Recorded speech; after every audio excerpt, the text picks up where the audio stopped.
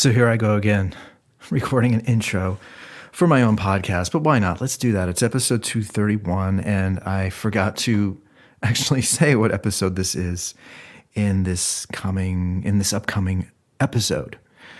So, yeah, my name is Eddie Cohn. Here comes my cat Leo, of course, into the studio as I record this intro. So I just finished editing this podcast, today's podcast, and I'm going to be talking about, I think in a pretty thoughtful, respectful way, about why I didn't like Everything Everywhere All at Once. Leo didn't like the movie either. I know it was pretty bad, Leo, wasn't it? And it's funny. Today's Saturday. It's the day before the Oscars, and I used to really like the Academy Awards. I used to love the movies. I guess I still like the movies, except I long for and miss great, thoughtful movies. And I recorded a podcast a few weeks ago thinking, and talking about, well, where did all the good movies go? And I think it's borderline blasphemous when I see movies like Top Gun and Avatar and even Tar and Elvis all receiving Best Picture nominations. Because in a year when really thoughtful, well-made movies came out, those movies wouldn't be nominated. I mean, maybe Top Gun just for its nostalgia factor. But I think there's a huge gaping hole in the world of movie making. And and it's funny, let me just come out right now and say, because I am going to thoughtfully explain to you why I don't like Everything Everywhere All at Once, but the movie lacks heart. It's hitting everybody over the head with effects and fast-paced editing, but it lacks heart. And that's what good movies need. It needs a sense of compassion where you feel a connection. And I just finished watching Seven, and it's not only incredibly dark and brutal, but it works because you feel a connection, a heartfelt connection towards Morgan Freeman, Brad Pitt, and, oh my gosh, Gwyneth Paltrow. You feel it in that movie, and you actually feel some of the angst that Kevin Spacey talks about. Whereas in Everything Everywhere All at Once, I don't feel anything. I'm just dizzy and kind of feel nauseous, and I want to turn it off. And a friend of mine asked me about the movie Elvis by Baz Luhrmann, also nominated this year for Best Picture. I couldn't take more than 15 minutes of it. And I know one could argue and say, oh, Eddie, you're being misanthropic, or you're just curmudgeon, you're old. I don't think that's the case. I have a lot of friends that are young. We all talk about movies and television shows that we really like. I think my taste is still youthful. I think my energy is youthful. I'm all for youthful shows, youthful energy. I think something, though, is missing in movies. And I think it's the craft of storytelling.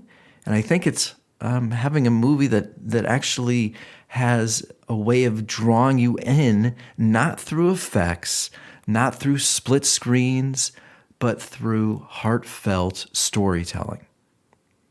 So that's one point I wanted to make. The other point I wanted to make very briefly before this episode is this idea of criticism.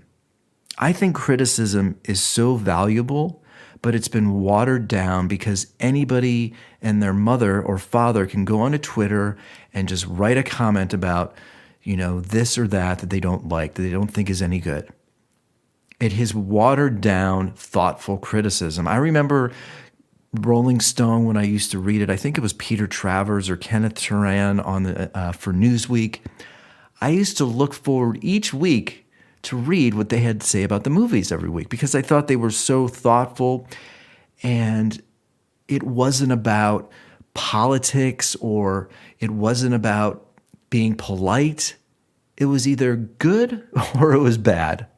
It's interesting. This Chris Rock stand-up special just came out last week.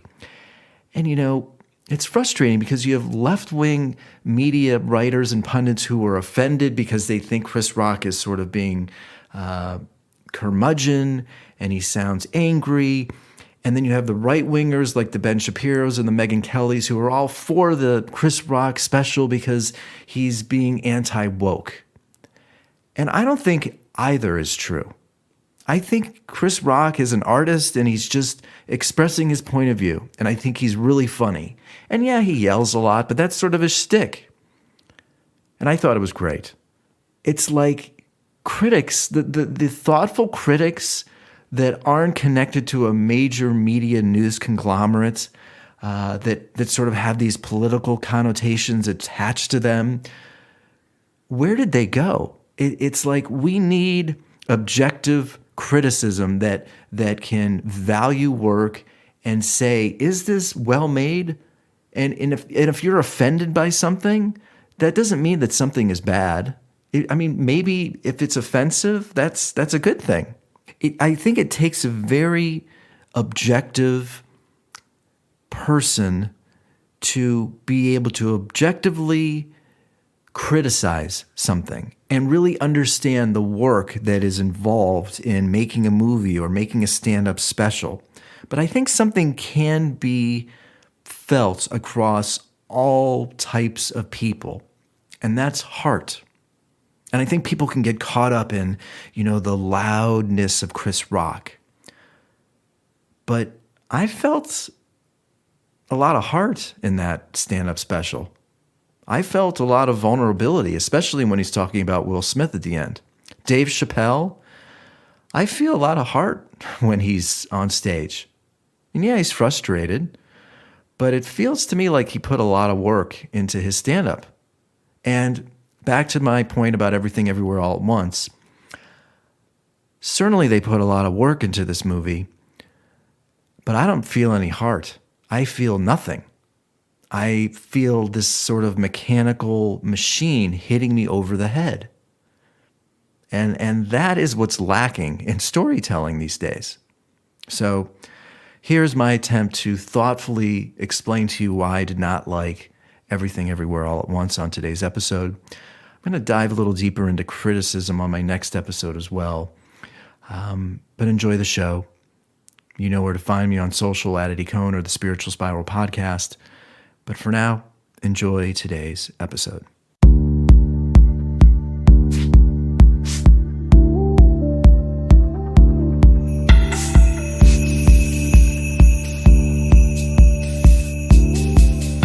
Hope you're doing well. My name, of course, is Eddie Cohn, host, creator of the show. I've thought about breaking these up into a couple episodes, but hopefully I can maneuver the ship and I can arrive home and this will all make sense as I try and put the pieces together of what's happening inside my mind. But hope you're doing well.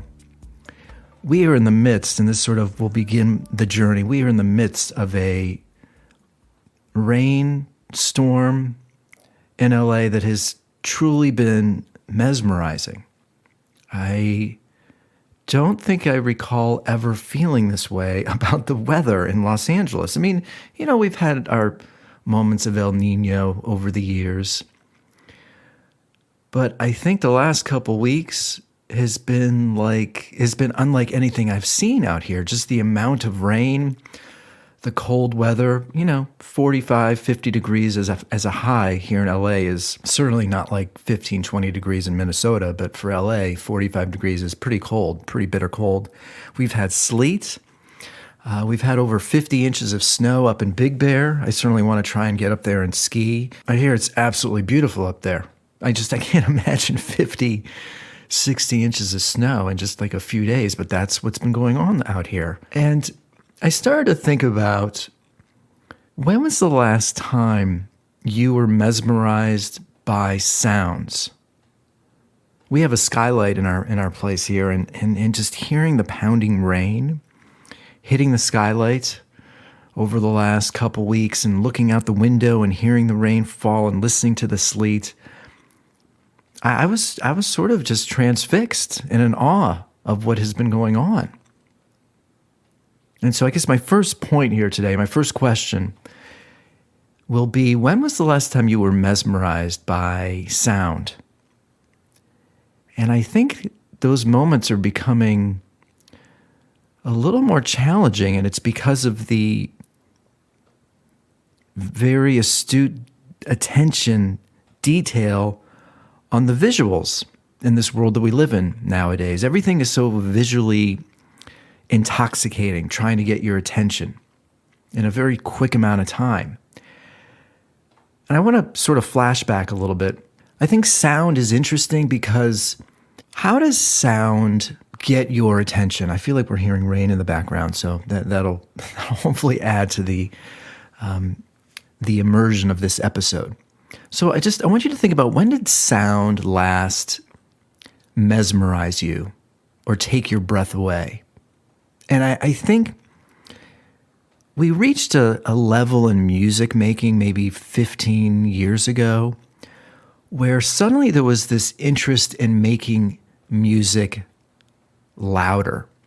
And I don't want to bore you too much, but there's something called mastering a record, and it takes the overall mix of your song or your album, and it's sort of this last little icing on the cake, this last cherry on top, where it elevates the noise a little bit more, kind of compresses it a bit and makes everything sort of fit nicely, and it's smoother, it sounds a little bit milkier, but also louder. It sort of brings out the highs, makes the lows feel a little bit more in your heartbeat. You feel it in your chest. And mastering sort of took a turn, I think, for the worse. Around, I think it was maybe early 2000s, Metallica put out a record where it was mastered so loud that it was actually distorting on the radio. And again, not a lot of people are sensitive to sound like I may be or other musicians may be out there. But we were sort of turning the corner.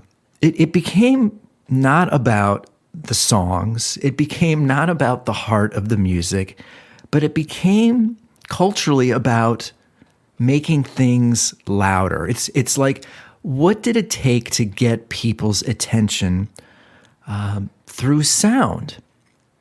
And it wasn't about, melody and nuance and interesting sounds. It became, let's just make this louder. Let's pummel people over their heads with a louder sound. And the interesting thing about music, and I need to be consciously aware of this as I'm making a record, if you turn something up, it's going to sound better. It's I can't even scientifically explain it to you, but when things are louder, at least musically, if they're done well, it will sound better. And so we sort of had this shift in our culture over the last 15 years where the mastering of a song, it became almost, it feels like, more important to make it louder. And it wasn't really about the overall sound and making it sound better. Let's just make it louder, and that's going to sort of trick people into thinking that it sounds good. And look, we've seen it in movies. You go to the movies now and there's surround sound, THX, Dolby Stereo.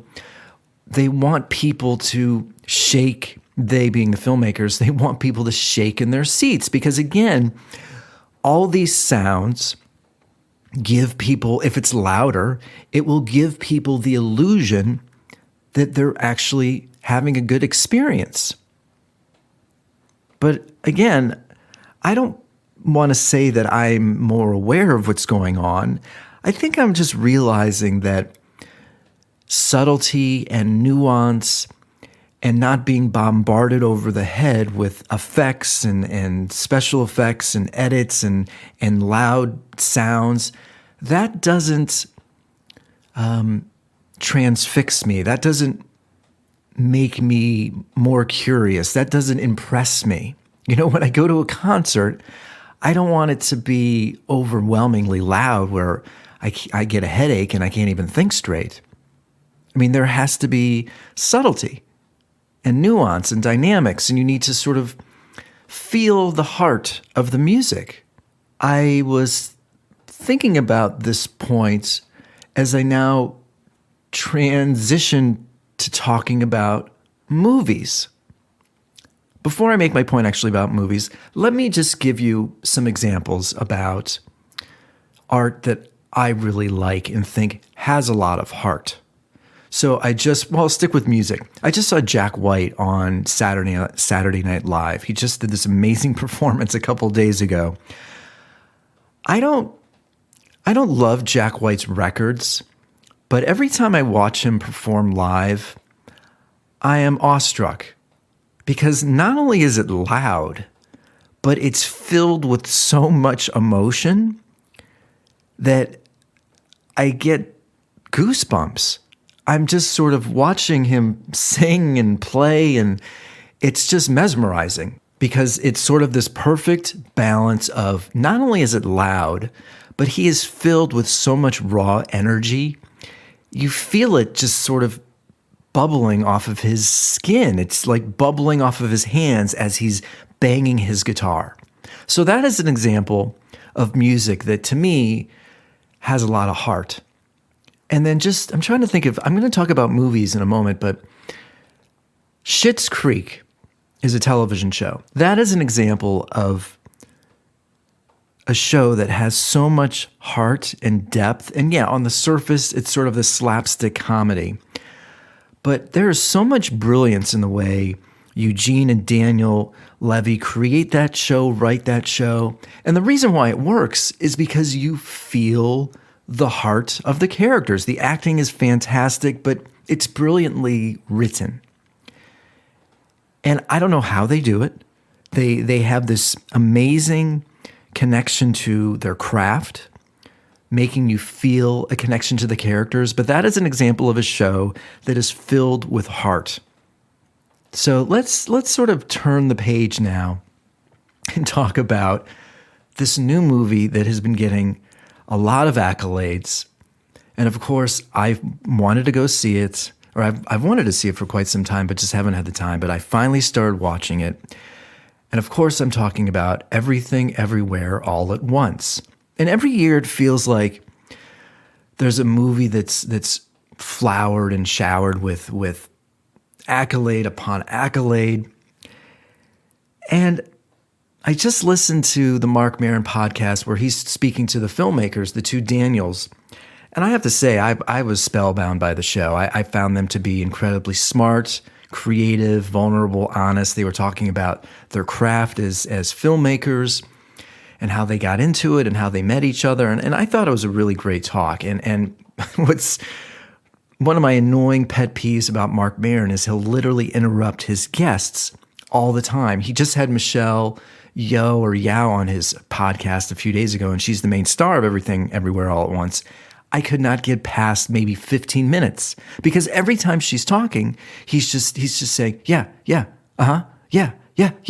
He's interrupting her every second, and I had to turn it off. But he has the two Daniels on, and it's almost because he has two people on his show that he finally has to shut up for a moment and let his guests speak. So I'm listening to this podcast, and it's really inspiring. You feel a lot of compassion, a lot of sympathy towards the two Daniels. That's what they're called. And it only piqued my interest even more, wanting to see Everything, Everywhere, All at Once. So I finally get it on, start watching it.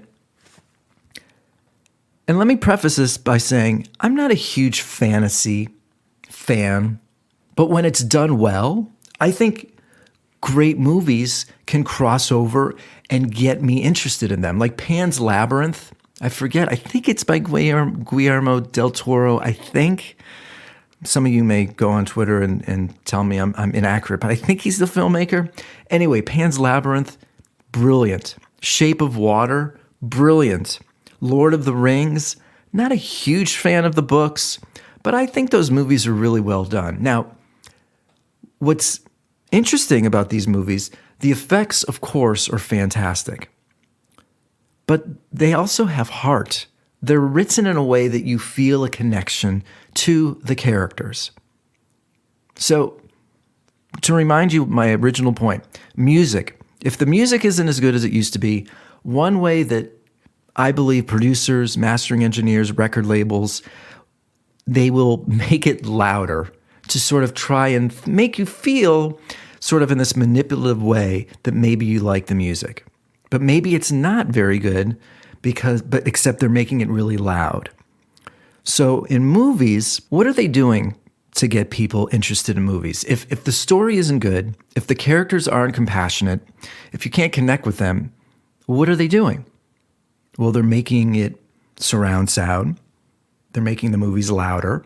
And they're also making movies that look like a music video or a TikTok video. They are slamming you over the head with effect after effect that your brain is like firing up on all cylinders. Your brain is getting lambasted with like these tweaks and these effects and these quick edits that you're sort of mesmerized and you think maybe you're enjoying what you're seeing.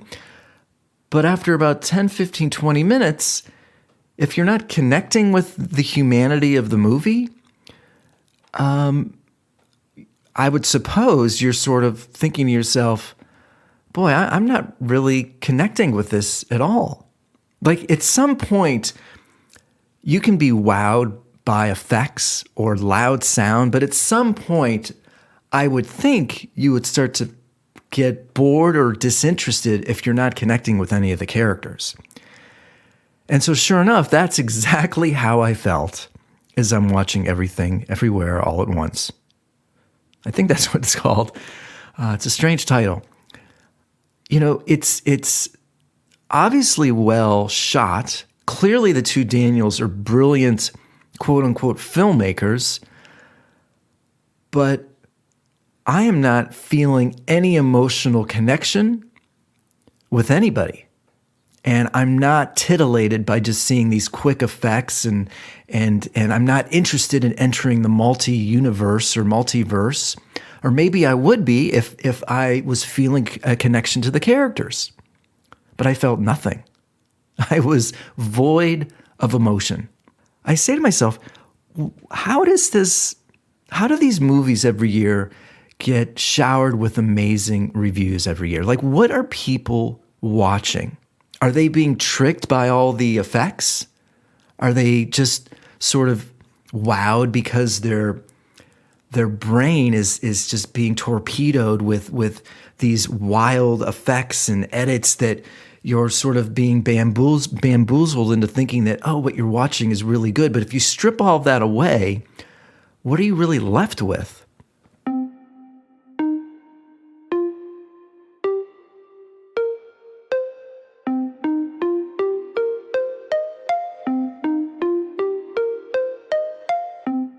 And I have to read you this review, and I don't want you to feel like I scoured the internet for an hour. I literally just typed in, I think Everything Everywhere All at Once is bad. And I wanted to see if anybody else out there thought the movie was bad. And thank goodness for my podcast, within like 10 seconds, I found a review. So let me read this to you. It's by Jordan Ruimi. And it's called Everything Everywhere All at Once is Being Overpraised to the High Heavens. It'll probably top our mid-year critics poll. It's blowing minds nationwide, but it didn't do anything for me. It just felt messy. Maybe that was the point. I can't say I love the film, but it was well directed, well acted, with a special shout out to the film's top-notch tech departments. So am I missing something here? Clearly it didn't do a damn thing for me. Yes, the cast is great. The photography nicely chosen, Chinese culture effortlessly represented, but it felt as though the Daniels were just throwing every idea at the screen, and the result felt rather shallow, especially at a whopping 140 minutes. Now, I'm not going to imply that the praise stems from this being a minority story, with a dash of social commentary added in for good measure, because there are way too many people creaming their pants over this film, and it can't just be a virtue signaling thing. It's very well made, I'll give it that, and its success is somewhat groundbreaking for Asians in Hollywood, so I'll let it slide. The fighting choreography is visually inventive, and it's just a very ambitious venture for these indie filmmakers. Then at some point, multiverses pack onto other multiverses, hot dog fingers show up, not to mention a black hole bagel becoming central to the story, and it inevitably becomes pointlessly complicated. It's also very densely packed and gimmicky. The confetti puke was a nice touch, I'll admit that. However, this is the most millennial movie I have ever seen, as a certain philosophy ruminates throughout the film. Cue in the nihilism. The movie basically says the world is a place that's chaotic and void of meaning, so any kind of social development or progress is just an illusion, unless, of course, you learn to love. It might be just the most Reddit-approved movie ever made, and its very nihilism, despite the trite messaging, renders it almost meaningless. In the end, what do we finally get from this film? An overabundance of slapstick, a fetish for over-the-top fighting, multiverses stamped upon more multiverses, and a soapy message about family and love. It doesn't help that the film goes from one scene to the next without any consequential dramatic stakes to hold onto. This is an ice-cold film, delivered in a relentless ADD-infused assault on the senses. Ironically, Kwan, one of the filmmakers, has admitted he wrote the film as an attempt to recognize and understand his undiagnosed ADHD. But why would we suffer in the process? There's nothing cinematic about what the Daniels have done here. Rather, it feels like a 140-minute music video devoid of the exact thing it tries to preach for: human feeling. I couldn't agree more. Could not agree more. And again, you can throw one effect at me after another. You can turn the volume up. You can surround me. You can envelop me in sound, amazing effects. But if there's not an ounce of humanity or feeling or an emotional connection going on, I'm just not interested. The reason why Pan's Labyrinth worked, Shape of Water worked, I'm only bringing those movies up because they're, similarly in the world of fantasy. They work because there's an emotional human component underneath it all, underneath the effects. And I even think the filmmakers or the heads at the studios, they are so wrapped up in technology and TikTok and trying to get people's attention that they're not interested in the craft of the story, but they're more interested in filmmakers that know how to edit or make these films that move so quickly and swiftly that they're just bombarding people over the head with effect after effect, but they're not really interested in a story. But does that story matter anymore? Does a well thought out story matter in film? I guess my last point before I let you go, I want you to check out a show on Disney Plus called Limitless. Now, Darren Aronofsky, he's one of my favorite filmmakers. He's one of the creators of the show. It's beautifully shot. The visuals in Australia and the Arctics are just jaw-dropping. But behind the visuals, and they even have sort of these segments where they get into the science of health, and it's sort of like these animations brought to life. They're visually stimulating and interesting. But the reason why the show works is because Chris is so good. You connect with his vulnerability, his fear of dying, wanting to soak up every ounce of life that he has left. We connect with that, and he is really good at sharing that vulnerability of explaining, describing the emotions that he feels when he's fearful. I mean, here's this man, he's very strong, he's tall, he's cut, but despite all of that, he gets anxious, he gets scared, he gets worried, and we can all connect with that. And that's why that show works. I mean, it looks great, but if Chris wasn't a compelling character, quote unquote, I know he's playing himself, but if he wasn't compelling, if you couldn't connect with him, the show wouldn't work. And it's paramount for filmmakers and writers and creators to not rely on just turning the volume up, just impacting you with effects and quick editing tools. We have to create from the heart. And I don't know if that can be taught. I think great teachers in college, are out there reminding students to turn off their phones, to turn off the noise, to try and tap into those feelings, those intrinsic components of your body to write a story, a compelling story. So I have to have faith that those people are out there. But look, maybe I'm aging myself here, but I'm just not interested in the Marvel movies of getting hit over the head with effects and 3D. 3D is another example where a few years ago, every movie was 3D. We have these VR headsets, we have 3D, we have surround sound. All these technological advancements are trying to wow you, but we still need content, we still need shows that have emotion and have heart. And here comes the rain. I think you can probably hear it in the background. So I'll leave you with that. Hopefully that all connected. Hopefully the dots all met. Hopefully I was able to connect the dots. But it all started with hearing the rain and watching the sleet. And then I started to think, wow, like there's a way to be transfixed by a story or from beauty without being pummeled, without... with nuance, with depth, with heart. So I think I was reminded of that when I was listening to the rain every night over the last 10 days and then watching a movie that just felt so flat to me. And again, I'm not turning my nose up at the culture. I think my last point, I'll make one more point. It's important to be critical. I think we've also sort of entered this world where people no longer can be critical of art anymore.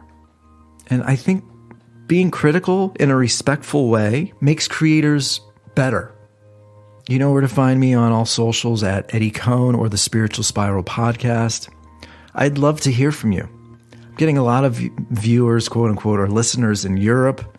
I'd love to hear from you. I'd love to hear how you found out about the show. I'd love to hear what you think about it. Would love to know if these ideas, these thoughts you're connecting with about our culture. Any questions, message me, and I'll be back soon. As always, thanks so much for listening, supporting, being a part of the Downward Facing Spiritual Spiral podcast.